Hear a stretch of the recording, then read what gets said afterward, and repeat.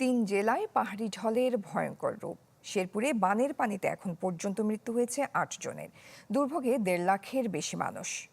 বন্যা পরিস্থিতি নিয়ে জানাতে শেরপুর থেকে এই মুহূর্তে আমাদের সাথে সরাসরি যুক্ত হচ্ছেন সহকর্মী ইমরান হাসান রাব্বি। রাব্বি, শেরপুরের বন্যা পরিস্থিতির সব শেষ খবর জানাবেন আমাদের। জয়ী, টানা ৪ দিন পর রোদ উঠেছে শেরপুরে।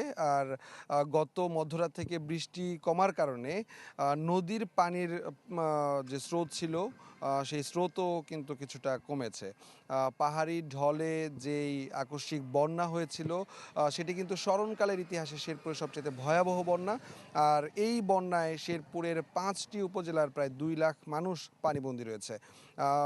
আমরা কথা বলেছিলাম কৃষি বিভাগের সাথে। কৃষি বিভাগ আমাদেরকে জানিয়েছে যে ২.৫ লাখ কৃষকের আবাদি ফসল এখন এই মুহূর্তে পানির নিচে তারা ক্ষতিগ্রস্ত হয়েছে।